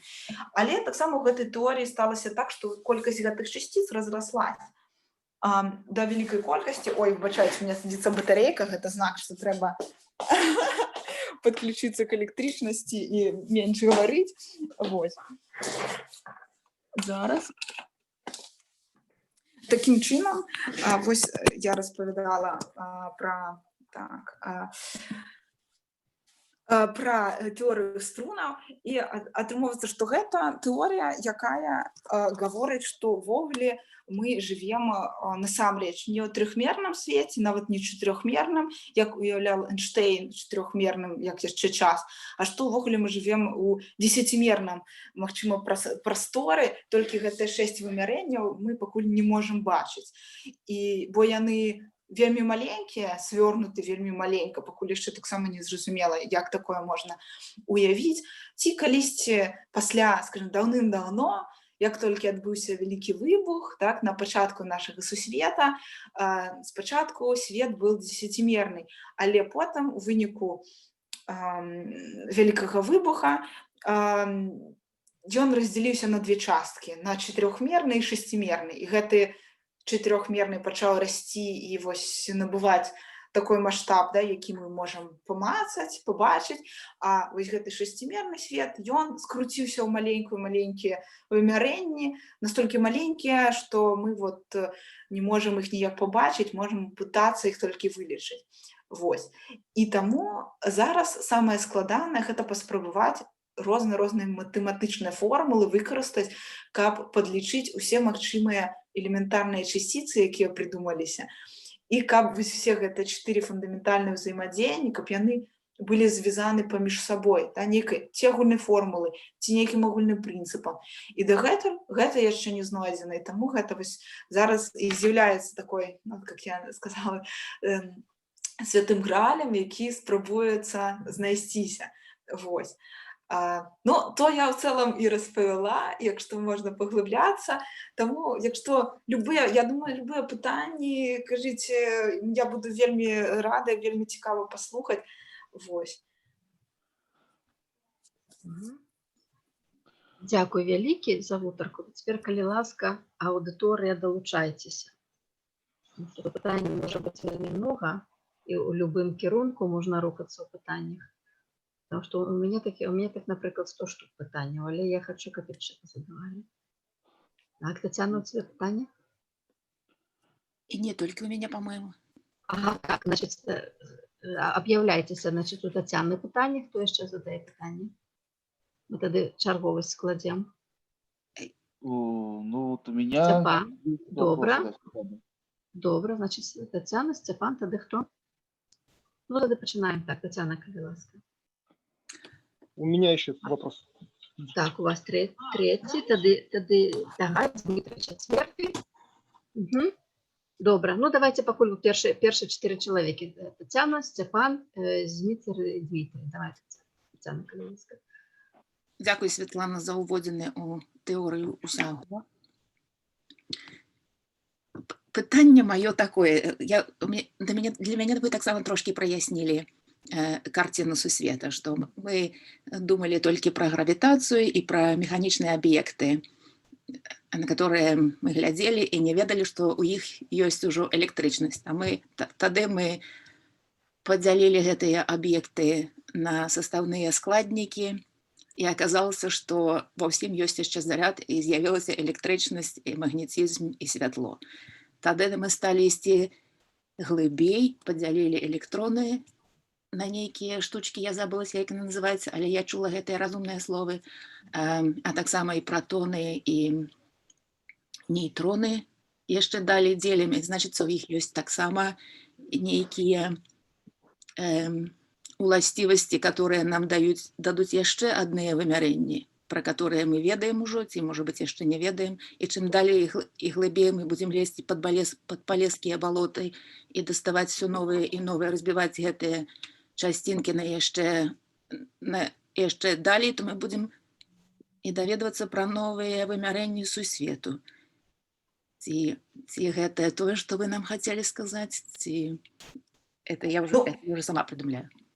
Не, ну вы вельмі добра зразумелі, так, то збольшага так і ёсць, так? Атрымоўваецца, што да, спачатку мы вывучалі тое, што можна памацаць, і калі гэта с этим разобрались, то пішло два кірунка, да, накірунак углыб рэчыва, ну вот как бы, а з чаго складаецца рэчыва, наколькі мы можам гэта падзяліць, да? Хаця атам быў яшчэ недзелімы, да, слова атам мелася на ўвазе недзелімы, але яго ўсё роўна падзялілі, вось, і атрымоўвалася таксама углыб, і знаходзіліся яшчэ часціцы, яшчэ, і навукоўцы спрабуюць і дагэтуль як бы палажыць штосьці как элементарнае, да, вот как что-то ж некая часціца павінна быць, з якой складаюцца потым усе. Пакуль, ну вот адна з такіх тэорый, як я сказала апошняй, гэта тэорыя струнаў, дзе ідэя палажыць вось на гэта месца струну. Но не струну такую вот, как гитарная струна, но некий объект, который похож, да, и он похоже поводит себе. То есть, если вы знакомы с музыкой, то вам будет очень легче воспринимать вот эту вот всю струнную теорию. А другие масштаб – это космос, да, то есть наоборот, мы пытаемся изучить те объекты в себе, в микромире, ці вельмі масштабные, но частково все равно их вывучение сводится вот к вывучению неких микрообъектов. Так. Так что вымярэнняў там нашмат больш можа быць. Глыбей ісці, тым больш будзе. Да, то есть там, по сутнасці, уже больш там все абапіраецца менавіта матэматычныя формулы. Накшталт, што гэтыя вымярэнні, гэта спачатку, калі гэта чытаеш, асабліва в навукова-папулярных кніжках, у розных там кніжках Стівена Хокінга, хорошие кніжкі, насамрэч, вот, раю почитать, але калі читаешь першы раз, это падаецца вообще нереальным. То есть ты не можешь зразумець, а ў чым логіка, чаму 10 вымярэнняў, ці чаму 11 вымярэнняў. Но яны просто опускают все формулы, у которых ёсць нейкія матэматычныя разлікі, і сапраўды, калі чалавек не займаецца гэтымі формуламі кожны дзень, ему вельмі цяжка будзе вот, их зразумець.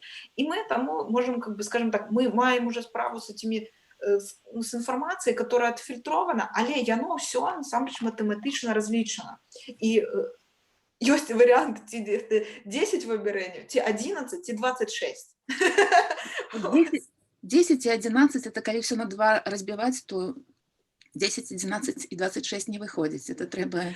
Так, но нет, так это при розных умовах. Гэта просто тэорыі, у якіх розныя умовы улічаны, напрыклад, так?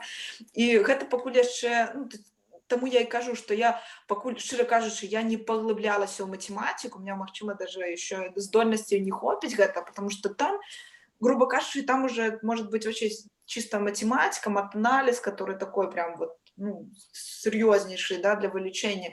Вось. І у гэтым і ускладненне тэорыі, што калі, напрыклад, тэорыя Эйнштэйна, она запісана, грубо кажучы, у некалькіх формулах, і можна лёгка прасачыць логіку, то пасля, калі ўжо чытаеш в кнігах, там, вывучаеш вось тэорыю струнаў, там логіка ёсць, але там яшчэ і вельмі багатая матэматыка за гэтым стаіць, і яе ўжо прасачыць проста так немагчыма. І гэтыя розныя вымярэнні дают множество комбинаций. Тому існуюць такие предположения, что, например, наша Вселенная, наш сусвет не один, ёсць яшчэ тысячи мільёны миров, мультивселенная идея. Спачатку гэта для мяне ўспрымалася неяк неверагодна, потому что было шмат таких, ведаеце, навукова-папулярных мультиков, где там кто-то из вселенной переходит в другую, и я гэта ўспрымала толькі як вось навукова-фантастычнае. А калі ты читаешь гэта реально вось у падручніку, ну, такой вот у кнігі про фізіку, не можаш у гэта поверыць. Тым не менш, навукоўцы да гэтага ставяцца сур'ёзна. яны, магчыма, таму мне і падабаецца фізіка, таму што там настолькі неверагодныя рэчы лічацца сур'ёзнымі, што яны вселяюць шмат аптымізму. Вось. Ну, дзякуй. Яшчэ дадам, што у старажытных мысляроў у трактатах сустракаецца 22-мерны свет. О, вельмі цікава, вельмі Так. цікава. А им 22 это так досыць такая старая гісторыя. А мне падабаецца вельмі тэрмін шматсвет, мультиверс. Мультиверс замест універс, мультиверс, шматсвет. Это все. Цікавае слово. Про шматсвет просто мы кажем. Добро. Дякую, Степан, коли ласка ваша. Ну, я хотел сказать, что сначала, что про теорию струн напоминает немножко такое вот учение Карлоса Кастанеда, у него что-то там похожее есть. Ну вот у меня, в общем-то, два таких основных вопроса. Ну, в первую очередь, как раз теория струн и теория большого взрыва, то есть начальная точка возникновения Вселенной. Есть ли какой-то консенсус, что Вселенная появилась из большого взрыва? Ну, кто-то говорит, что вот Хокинг тот же самый доказывает вот эту теорию струн, что начало Вселенной произошло именно как бы из-за теории больших струн, вот эта теория. Ну, то есть у меня вопрос, есть ли некий общий научный консенсус о появлении нашей Вселенной, либо существуют различные точки зрения? И второй вопрос, то есть насколько обоснована вот эта концепция Хью Эверетта, интерпретация квантовой механики многомировая, или это просто, ну, как бы возможный вариант просто интерпретации квантовой механики?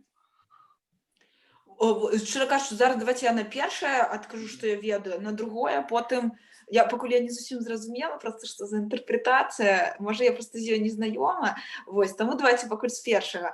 Тое, з чым я сустракалась, што увогуле не існуе пакуль супярэчнасці на тое, што сусвет пачаўся з вялікага выбуху. Для навукоўцаў. Я маю на увазе, што ёсць тэорыя там сотварэння, што Бог сотварыў сусвет і гэтак далей. Вось, але то есть гэта, можна сказаць, да, то есть это асобная сторонка, але тое, што уяўляецца, што быў вялікі выбух, які быў там 15 мільярдаў год таму, і пацверджанне гэтаму ўжо шмат дзе знойдзена. Так, напрыклад, аднім з навукоўцаў было предложена, што пэўна, калі быў калісьці выбух, так, то потым уже некаторыя навукоўцы прыйшлі да таго, што пасля выбуху, так, у нас сусвет, ён быў спачатку нагрэты, ён пачаў застываць, і ён пачаў расшыряцца, і дагэтуль наш сусвет расшыряецца. Вось, пацверджанне таму, што сусвет расшыряецца, знайшлі, і сапраўды галактыкі как бы улетаюць ад нас, так, то есть все, што вакол нас, тое, што мы можам атрымаць сігналы, яно разыходзіцца. Таму ёсць прадпалажэнне, што, пэўна, ўсё разыходзіцца, так, бо інакш ці мы знаходзімся ў цэнтры, все вакол нас разыходзіцца, но верагоднасць гэтага маленькая. Таму, значыць, калі ўсе аб'екты паміж усімі аб'ектамі ў сусвеце адлегласці павялічваюцца, пэўна, значыць, сусвет сам расшыряецца. Вось. І зараз таксама мы можам назіраць так званае реліктавае вылучэнне. Гэта тое вылучэнне, якое как бы доходит, вот скажем так, пасля сотварэння, ну, пасля вот гэтага вялікага выбуху. І калі спачатку яно было у відзімым дыяпазоне, ну, калі бы хтосьці існаваў і меў вочы, і ён бы мог яго пабачыць, то з цягам часу гэтае вылучэнне, яго даўжыня хвалі мяняецца, і зараз уже навукоўцы там хтосьці вылічыў, што яно тады, калі мусіла бы зараз быць у мікраволнавым дыяпазоне, так, то есть уже не ў відзімым, а перейсці ў іншы, скажем так, кусочак спектра.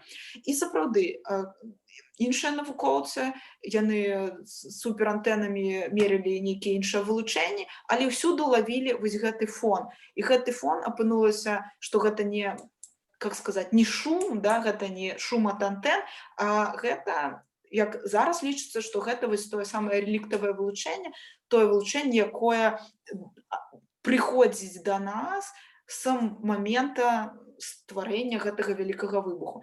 Таму пакуль як бы пасля таго, как некаторыя вось гэтыя пацвярдзіліся, да, гіпотэзы навукоўцам, гэта самы такі варыянт, якога амаль усе прытрымліваюцца, што так, быў вялікі выбух, так мы можам вымерыць нават прыкладна час, калі ён быў. Вось. Ясно. Про другое расскажите подробязнее, ласка. Я несколько лет назад случайно наткнулся, мне прислали ролик, по-моему, это была передача у Гордона. Там присутствовал, по-моему, как я понял, глядя в интернетах, вполне легальный профессор, по-моему, то ли Менский, то ли Менецкий, что-то такое фамилия. И он, я потом, тогда, получается, я получал второе высшее, точнее, восстанавливался и готовил на пересдачу физику, точнее, это, академическая задолженность была. И я слушаю ролики, понимаю, что между учебником, вузовским учебником и тем, что говорит этот профессор, несколько есть разница. По интернету потом я начал искать, что выяснилось, что вот эти результаты квантовой механики, когда там, скажем, непонятная частица, это частица или волна в измерениях, что существует кембриджская интерпретация вот данных, которые мы изучаем в вузах, в школах, а есть интерпретация, многомировая интерпретация Хью Эверетта, так называемая, которая говорит, что после, скажем, когда вот этот электрон попадает в эту щель, и когда мы начинаем измерять его, то волна, то частица, вот такая вот дуализм, да, и что она говорит, что якобы после каждого измерения, получается, выходит, мир расщепляется на два подмира, где в одном мире электрон проявляет себя как волна, а во втором мире, получается, он проявляет себя как электрон. Да, вось вы распавялі болей, і сапраўды я штосьці такое чытала, але пэўна, просто прямо так шмат увагі гэтаму не ўдзяляла, каб пра гэта гутарыць. Па сутнасці ж вы все вельмі прыгожа распавялі, сапраўды. Тут толькі, як па мне, тут розніца толькі ў тым, што сапраўды ёсць частка, вось я как бы для ўсіх людзей крыху яшчэ раз раскажу, што адна з канцэпцый квантавай механікі ў тым, што мы можам разглядаць частицу мікраміра, то есть тую частицу, которую мы не можем помацать, мы не можем просачыць, напрыклад, мячик кинули, мы ведаем, полетел мячик, да? А частица такая маленькая, что мы не можем паглядзець, куды яна дакладна полетела, і мы толькі спрабуем за ей назіраць, і ў выніку некаторых экспериментаў, да, была предложена такая интерпретация, что мы можем некую частицу разглядаць як частицу і ў той же час як хвалю. І па сутнасці мы можем при жаданні, как вот навуковец, он может выбрать, вот хочу глядзець на нее як на частицу, ці хочу глядзець на ее як на хвалю. І адпаведна выкарыстоўваць формулы, якія стаяць за ней як за частицай, ці за ней як за хваляй. Вось. І адзін ёсць вось гэты опыт Юнга, здаецца, так? Калі у нас ёсць экран, і ёсць некая шырма з двумя щелямі, мы свецім свет праз гэтую шырму на экран, так? І адпаведна, калі б гэта было все в макраміре, так, напрыклад, у нас было, как сказать, уявим, что у нас было бы не маленькое все, да, не маленькие частицы, а, напрыклад, стенка, а тут некая таксама стенка з двумя діркамі, праз якую сыпяцца мячики, напрыклад, да, то калі бы мы их сыпали, то они бы сложились бы в две горсточки, да, эти мячики. Логично, они бы прошли ці праз одну дырку, ці праз другую, других варыянтаў няма. Але калі гэта адбываецца ў мікрасвеце, так, то атрымоўваецца, што іншы зусім эфект. У нас адбываецца эфект інтэрферэнцыі. Калі у нас две праходзяць, як бы, вот, частицы, калі яны праходзяць праз гэтыя две дырачкі, яны не скапливаются в двух месцах, а у нас получается картина из светлых и темных полосов, так? І гэта ёсць інтэрферацыйная карціна, і тады ўзнікае пытанне, што сапраўды, а ў які момент, напрыклад, перастаюць гэтыя частицы, да, которые мы сыпем, ці там облучаем стенку, делиться на две часткі, как мячики, у які момент яны становяцца зусім іншай карцінай, да, спачатку падаецца нелагічнай. Гэта аптычная з'ява, вось как я сказала, інтэрферэнцыі, і гэта адбываецца, калі у нас частица, так, то есть у нас излучение, а яно з нейкай даўжынёй хвалі, калі мы разглядаем гэта не як частицу, як хвалю, і гэтая хваля сопоставима по размерам даўжыня хвалі, вось гэты кавалачак ад адной точки до той точки, якая уже паўтарае гэтую хвалю, так, даўжыня хвалі сопоставима по размеру з шырынёй шчыліны. Калі яны прыкладна раўныя, у нас пачынае зусім все мяняцца, і мы бачым зусім іншую карціну. І сапраўды вот то, што вы сказалі, вось гэта ідэя, ну, гэта такое предположение, што як бы у нас, ну, как бы вот частицы, калі бы мы стаялі вот прям на вот побач з гэтай шчыліны, мелі магчымасць сачыць, куда ты идёшь, вось эта частица, типа привет, куда ты идёшь, то она повинна была бы как бы выбрать конкретную шчыліну. А тут предполагается, что яна існуе у двух адначасова. І вот по одной з тэорый, что гэта нібыта сапраўды у нас тады ёсць два мира, в одном мире она пошла праз одно отверстие, другое праз другое. Но наколькі я уяўляю, то працяг вось гэтай вот теории с экспериментом конкретно вот с таким шчылінамі і з інтэрферэнцыйнай карцінай, он мае месца і ўвогуле в момент выбора. То есть гэта распаўсюджваецца далей на ўвогуле на лёсы кожнага чалавека, яго выбор. Ну, накшталт, калі чалавек стаіць перед нейкім выборам зрабіць гэта ці гэта, то для яго мир таксама сусвет расщепляется как бы на два, где в одном сусвете он продолжает жыццё, то есть, например, выбрал гэта, не знаю, я выбрала там чырвоную таблетку, так, это вот ён працягвае гэта жыццё з чырвонай таблеткай, і ствараецца адначасова ў гэты момант іншы свет, у якім я там выбрала сінюю таблетку, напрыклад. Но это вот наколькі я гэта поняла, наколькі я памятаю і уяўляю вось гэту сітуацыю. Вось. Дякую. Дякую. Давайте з літер абразцоў. Теперь я у всех теперь прошу, калі можна коротко. Мы уже выбегаем за час. Можно я, да? Ого. Вот видите, як вядома на планете все, что... Ну, Кепска чуваць вас. Вельмі кепска чуваць. На планете все, что існуе, складаецца з частинок, элементарных частинок. Наши организмы складаюцца з элементарных частинок, з молекул, атомов, ну и далей.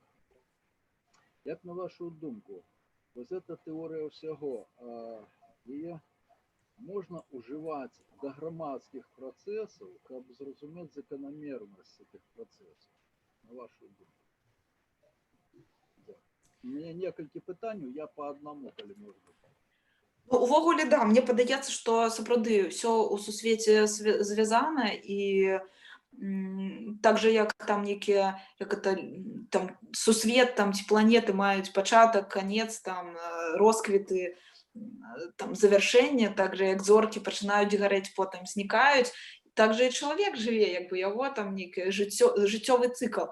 То есть мне падаецца, гэтыя з'явы падобныя, а з'явы, ну, с вялікімі нейкімі вось лічбамі, ну, грубо кажучы, там то, што кранаецца вось малекул, нейкіх атамаў, там нейкага ідэальнага газа і вось вывучэнне такого, мне падаецца, сапраўды штосьці з гэтага можна браць як формулу для вывучэння соцыума. Тут вот мне бачыцца так. Ну, дякую. Тоді ще, коли можна ще питання? Давайте ще одно. Можна, да? Скажіть, будь ласка, у вас прозвучала адноснасць усяго. Не подається вам, что вот тут есть такая паста, яку люди тратили, про эту односность. Ну, мы часто чуем такий вираз, все у свете односно. И вот мне здається, вот эта односность нас зловила, и мы ніяк не можем выбраться из этого цибру. Ну, это не питання, это уже на вашу думку, розвага.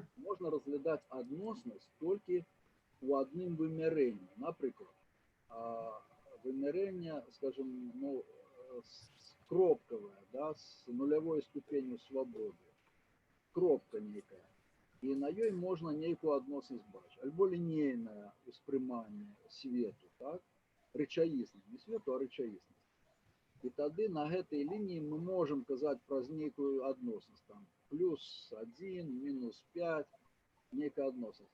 Але гаварыць пра адноснасць, калі мы маем на ўвазе свет у шмат, у вялікай колькасці ступеняў свабоды, у шмат вымярэння, не даводзіцца. Вот як на вашу думку вот с этой адноснасцю? Дякую. Дякую. Ну, глядзіце, я крышачку как бы на ваше пытанне адказваючы, ну, крыху іншымі словамі скажу. Все равно у Эйнштейна были конкретные рамки. То есть у яго не была адноснасць, ну, грубо кажучы, там я адносна вас, ці там кніга адносна яблыка. Не было такой адноснасці, как беспорядка, да? Не ў гэтым сэнсе мелася на ўвазе адноснасць.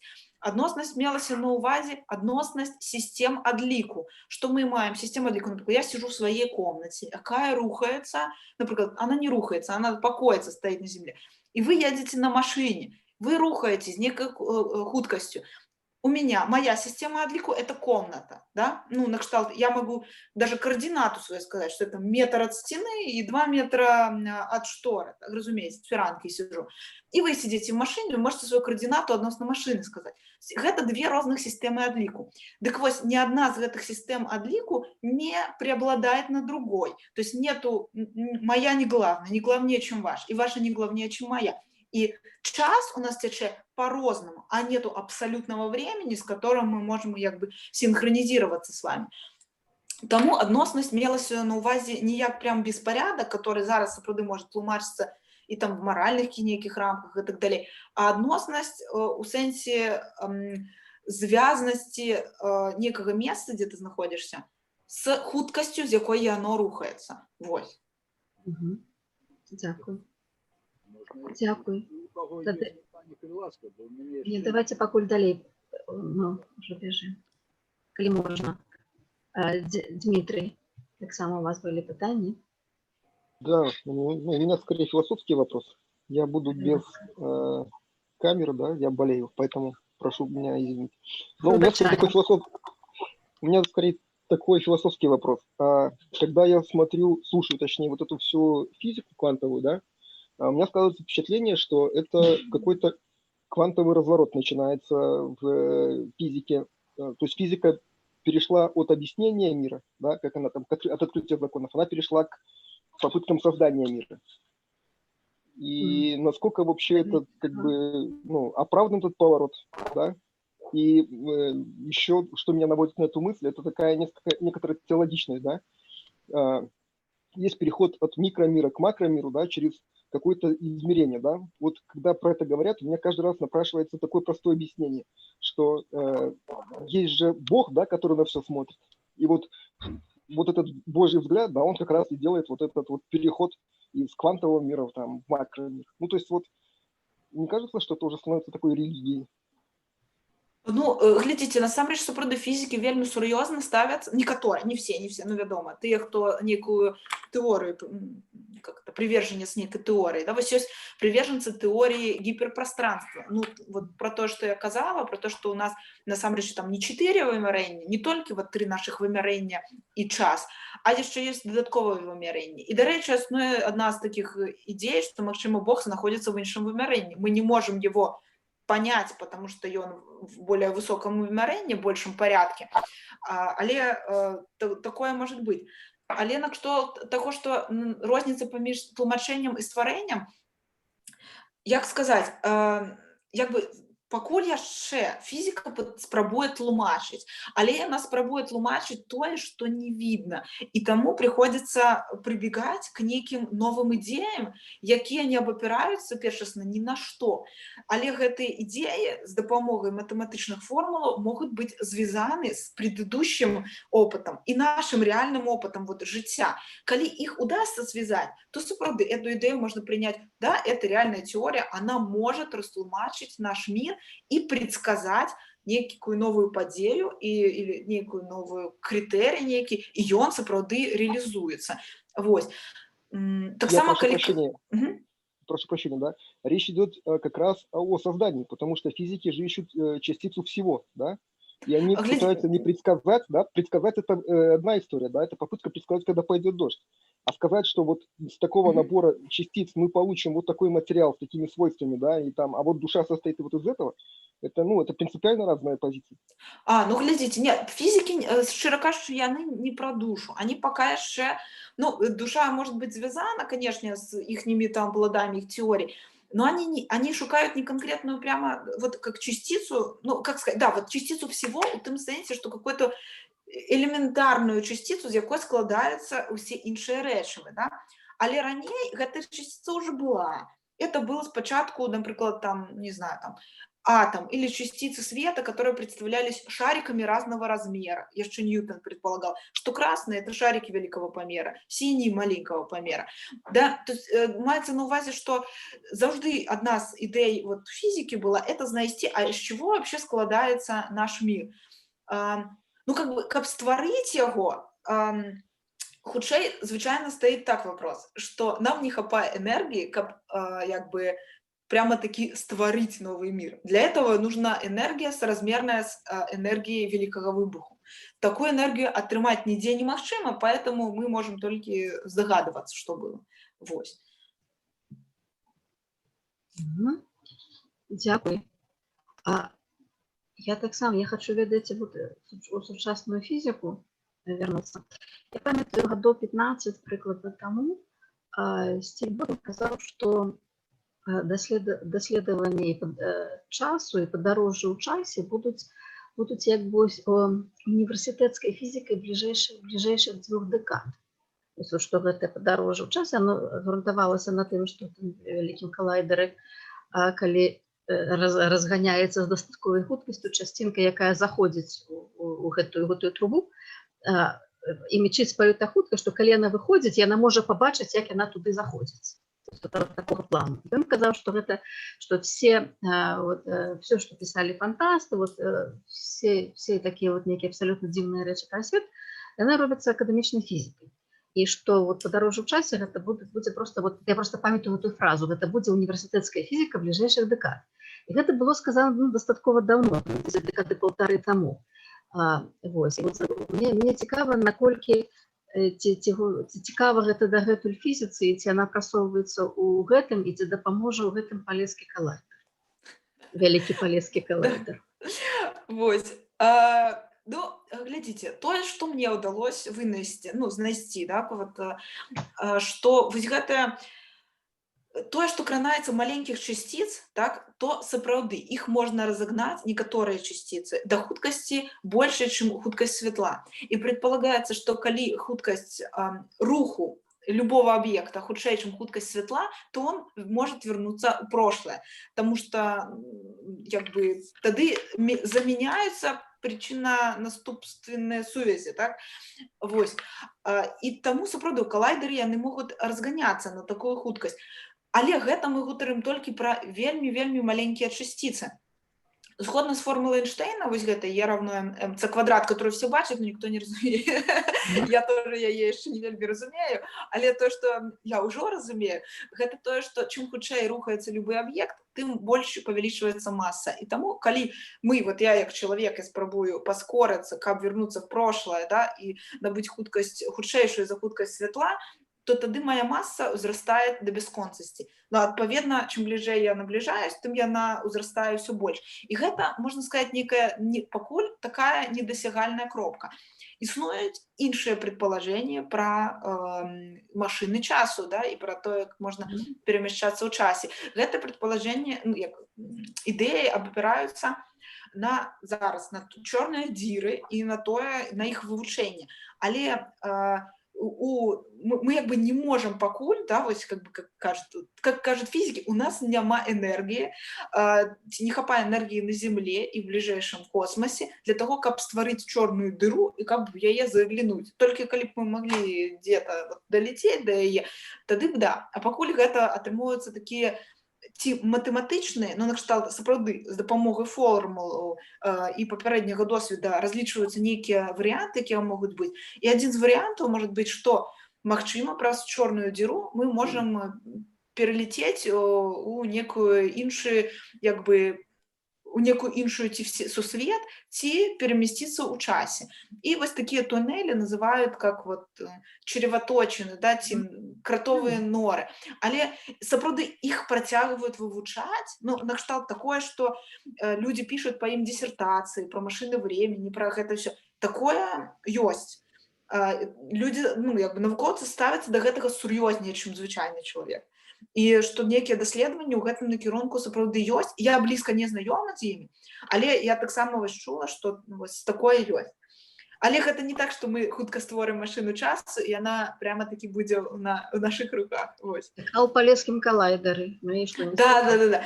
Вось, тут хутчэй, ну гэта, да, для мяне гэта хутчэй такая, как сказаць, мегамара, да, про тое, што мне хочацца, каб людзі навукі заставаліся тут у Беларусі, так, і яны навучаліся не толькі вот гэтым дысцыплінах, ну, тэхнічных, так, а шмат навукоўцаў, людзям тэхнічным не хапае гуманітарных ведаў ці менеджерскіх ведаў. І вось каб яны навучаліся тут, каб яны тут стваралі штосьці новае, нейкія лабараторыі, каб яны, ну, не ведаю, што заўгодна. Гэта можа быць і калайдер, і нейкая іншая абсерваторыя, і гэта проста мне так як уявілася, што ў палескіх балотах столькі ўсяго неверагоднага, што і там мусіць быць адказ на пытанні сусвету. Вось. Бо галоўнае, што даецца гэта энергія, а у нас як прырода, так, асабліва беларуская, она дае энергію, так, у нейкім выглядзе, а значыць гэта энергія можа даць як бы падставы для таго, каб у людзей работаў мозг, каб яны пачыналі штосьці новае ствараць. Вось. Дзякуй вялікі, у нас просто пытанняў яшчэ много, але давайте мы іх адкладзем на іншы раз. Завершым на сёння пытанне, потому что мы уже перабралі наш час. Дзякуй вялікі, дзякуй за сустрэчу. Я спадзяюся, што можа у нас будзе не апошняя сустрэча. Такая была это азнаямляльная і уводная, а мы тады неяк ужо у глыбіні, якія нам хочацца даследаваць, пойдзем ўжо іншым чынам. То есть як бы вот гэтую спіраль на новы віток нейкіх нашых гутарак выйдзем, потому что сапраўды гэта цікава, ведаеце, што гаварыць ёсць пра што, і вот мы ж бачым, што вот тут мы там все сядзім на те больше з нас зусім не фізікі, а нам хочацца гэта все ведаць. І я так думаю, як вы гаворыце, што і фізікам не стае таксама вось гэтай нашай веды, і можам мы сапраўды вот гэты палескі калайдер разам бы як-небудзь бы і пачалі замысліваць. Калі мы яго будзем разам замысліваць, то як я казала, калі один чалавек думае, гэта один чалавек думае, калі два чалавекі думаюць, гэта 7 чалавек думаюць. Ну, а калі вот это розныя супольнасці пачнуць думаць, то гэта тады сапраўды мы энергію гэтую здабудзем неабходную. Дзякуй вялікі, Святлана. Ну і дзякуй усім прысутным. Ну і на гэтым мы сённяшнюю сустрэчу закончым. Там я вот, takže што яшчэ рукі падымаюцца, хочацца яшчэ гаварыць. Агучыць пытанне можна для... Ну, слухайте, можна, может быть, не под запись, но калі коротенько просто дать людям некую подставу. Можете не отказывать, агучить пытанне можно? Ну, агучьте. Агучьте. Просто на будущее, калі сможете отказать. Скажите, ласка, что было з дапамогай тэорыі усяго? Что было, калі нічога не было? І другое, ці можна сабе уявіць унутры вымярэння, якого вы знаходзіцесь? Дякую. Можете не адказваць.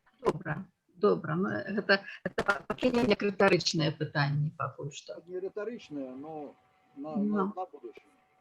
Добра, на будучыню. Дякую. Добра. Дзякуй усім, да пабачэння. Ось. Гэта руку падымаецца Тацяна. Татьяна поднимает руку. Так, если Степан, кто... это пляски уладки. Я так само всех, кто застался присутные, попрошу помахать руками, попляскать уладки неким чином. Вось, ці написать у чат кличники, ці вот, як-небудь вось, усім вот так вот объявиться и помахать, подяковать усім, у кого есть камеры. Хоча. Так, или вы можете у чат написать кличники. Во, Ганна. Рады вашу кампанію бачыць. Малады фізік расце. Угу. Ну тады што? Да пабачэння, да новых сустрэч. Дзякуй Я вялікі за такую магчымасць, так. Мгм. Добра, Ну, да, добра. сапраўды мне было б цікава таксама і па іншых тэмах, вот падрабязней пра канкрэтныя теоріі вот яшчэ пагутарыць. Вось. Добра. Можа, прыдумаем які-небудзь вот такі невялікі курс от менавіта для ўсіх ахвочых.